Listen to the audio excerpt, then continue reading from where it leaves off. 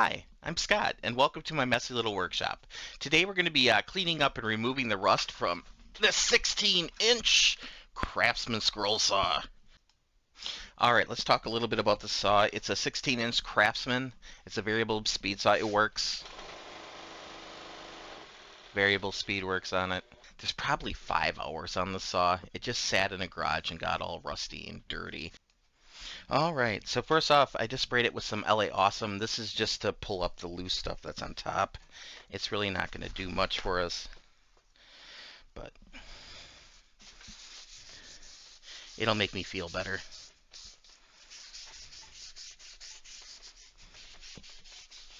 I could take the table off, but really, the rust is all right on the top here. Pull out the big guns. So we're going to be using WD-40. I'm pretty sure this can is just about kaput. So another reason to like the video, so I can get monetized, so I can buy more WD-40.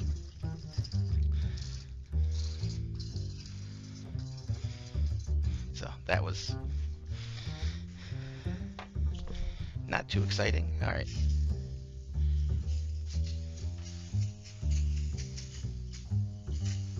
So we're going to let that soak in. You can use sandpaper. I'm going to start with this scrubby brush, this scrubby sponge, see how that works. Just work it in. We're going to be going to sandpaper pretty quick here, I think. I'm going to come in with some 120 grit sandpaper.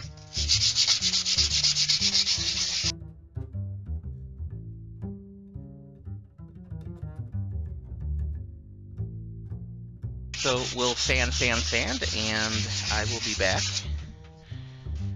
when we're done doing that.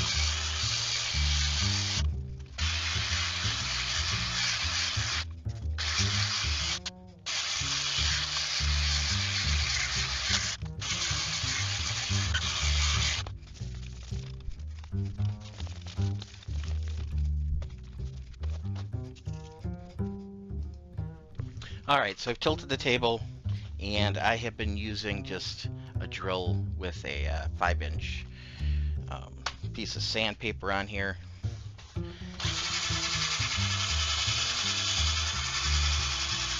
I actually got 220 on here. That's all I had. Now this table was super rough to begin with.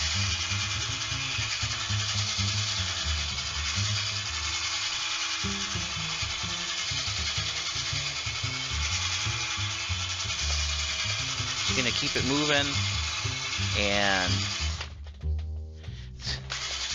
just keeping it wet with the WD-40.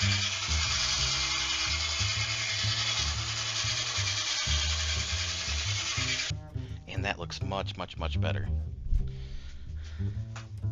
So we're just gonna wipe it down. Now we're gonna wax the table. For that I'm gonna be using some paste wax.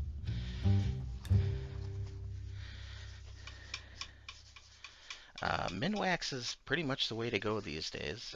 S.C. Johnson, stop making wax. So this is pretty much the only paste wax you can find at the store now. So there's nothing wrong with it. So we're just going to put on a light coat here. We're going to let it sit. Buff it up. Alright, it's cleaned up. Let's put a blade on it. I've got a number 7 Mach Speed blade here by Olson. I like them. Now, the bottom chuck, you have to use a key to tighten it up. It's just like this one where it's very... Let me zoom in here a little bit so you don't have to stare at my ugly mug. So the bottom chuck is pretty much this chuck without the thumb screw. So it's loose, it's floppy. What I'm going to do is I just have this little piece of wood here that I'm just going to set in there, and what that does is just keeps that from flopping around. We got a little set screw that we got to put this into. Set it down. Now the more you use the saw, the more proficient you're going to become as far as getting the blade in.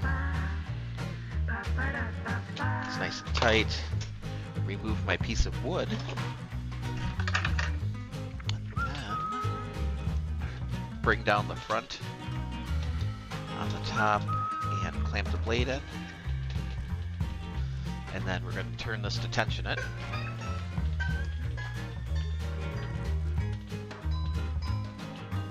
Now, on a larger saw, having to tension on the back every time would be horrible, but the saw is small enough where it's not that bad.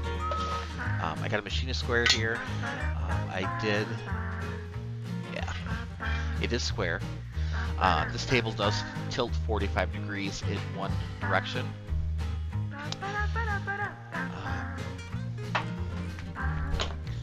So we are sitting square. I have a piece of 5/8 inch walnut here that I put a little duck pattern on, and we're going to cut out the duck. Now, the saw is basically on a card table. It's going to vibrate. If it was mounted securely to a table, it wouldn't be an issue, but for this video, it's going to vibrate a little bit.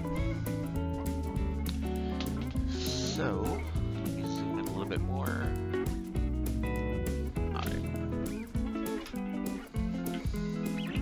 So, the duck has a flat bottom. I used it on the flat edge, and then we're going to come around and just cut it.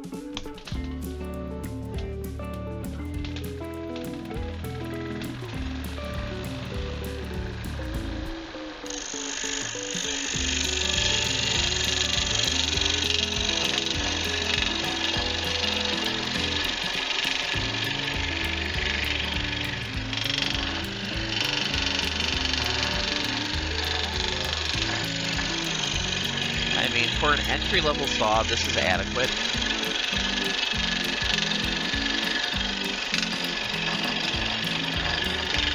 Blade changes are going to take a little extra time.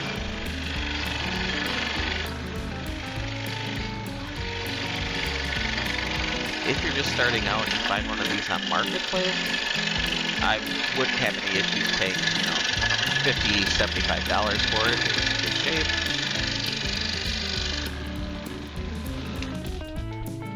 It cuts square.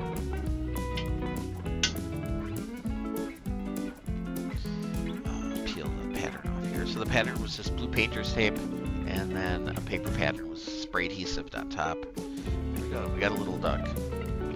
Now the surface finish is fine. It's going to need some sanding. Do I get a better finish on my Pegasus? Yes, absolutely. But when you're just starting out, this ain't so bad. So,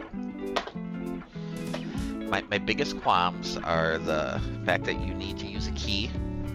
You gotta use this Allen to go in there to tighten up the bottom. It is nice that it does have a thumb screw on the top. Tensioning on the back, kind of a pain in the butt. My biggest issue is right here. I call it the hole of despair. So if you're making something little, it can fall in this big gaping hole. You're cutting along and all of a sudden, boom. So if you're cutting small, intricate things, I would probably take a piece of plexiglass and clamp it down and just have a little hole. Make a zero clearance table for it. If you have any ideas what we should make with the saw, leave a comment down below. Or projects in general that you want to see, let me know. We're starting this channel back up, and I would love to get some input. Oh my goodness, it's the end of the video. If you watched this entire video, thank you. If you'd like to give me a like and a follow, that would be amazing. If you'd like to give me a thumbs down, that'll work too. If you just want to make fun of my elephant pants, it is what it is. It's the internet after all, what can you do? So, thank you guys so much for watching, and we'll use this little guy from time to time. Have a great day.